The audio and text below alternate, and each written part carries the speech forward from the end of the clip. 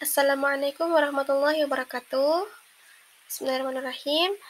Perkenalkan, nama saya Arissa Fitri. Saya mahasiswi Prodi Pendidikan Agama Islam semester 3 di Sekolah Tinggi Agama Islam Ma'arif Jambi. Di sini saya akan menjelaskan tentang istinja, mata kuliah Fikih Taharah. Baiklah, lanjut ke materi. Adapun yang akan kita bahas yaitu ada 4. Yang pertama, pengertian istinja. Yang kedua, apa hukum istinja? Yang ketiga, bagaimana adab-adab buang hajat? Yang keempat, bagaimana cara beristinja? Yang pertama yaitu pengertian.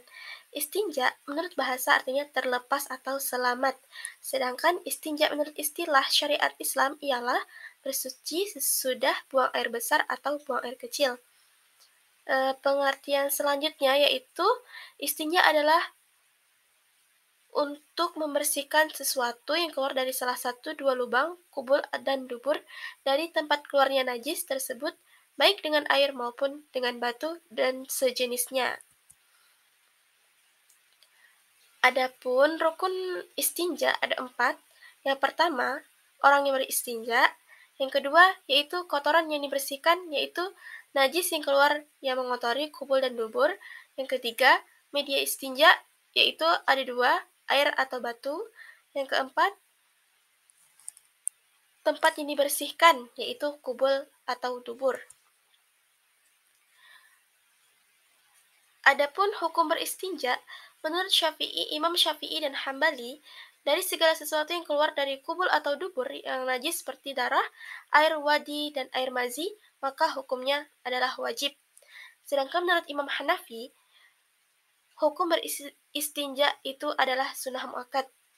Dan selanjutnya itu menurut Imam Maliki, mereka berpendapat bahwa hukum asal dalam istinja dan yang semacamnya adalah mandub atau disunahkan.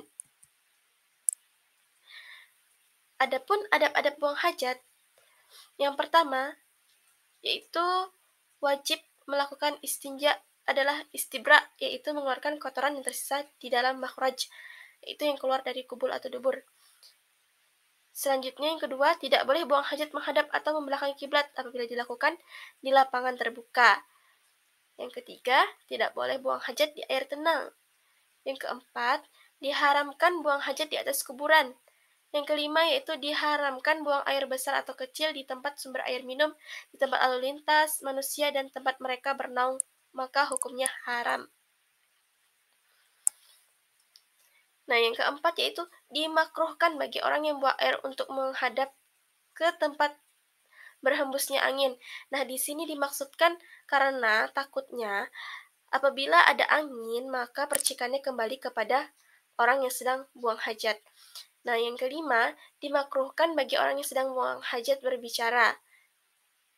Dan yang keenam, dimakruhkan menghadap matahari dan bulan secara langsung, sebab keduanya termasuk tanda-tanda kebesaran Allah dan nikmat Allah.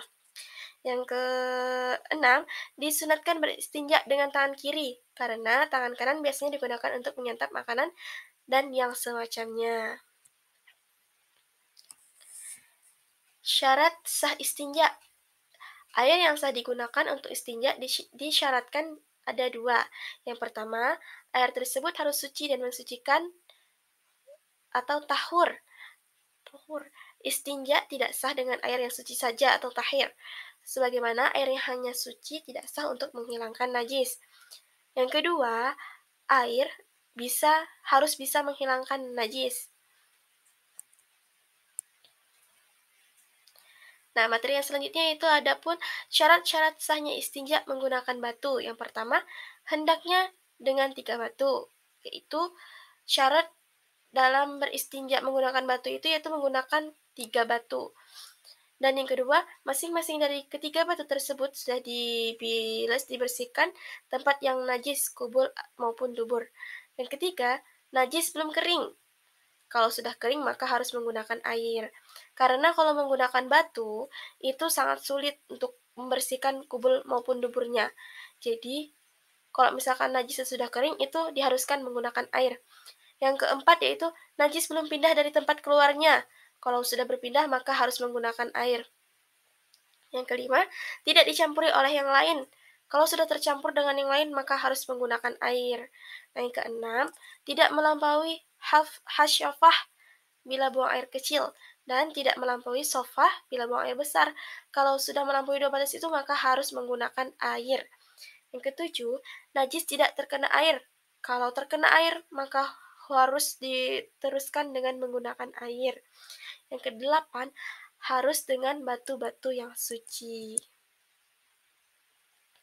Nah, kesimpulannya adalah istinja ialah bersuci sesudah buang air besar atau buang air kecil.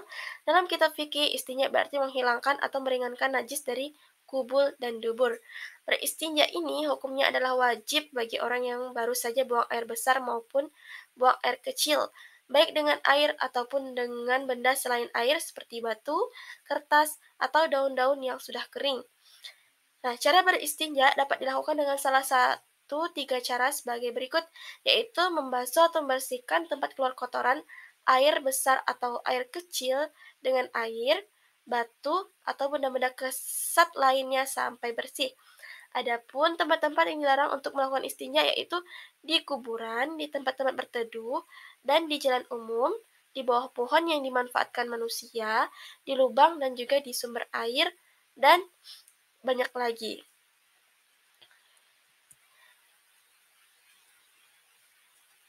Dan sekian pemaparan PowerPoint dari saya. Saya ucapkan terima kasih. Semoga bermanfaat. Barakallahu fikum. Assalamualaikum warahmatullahi wabarakatuh.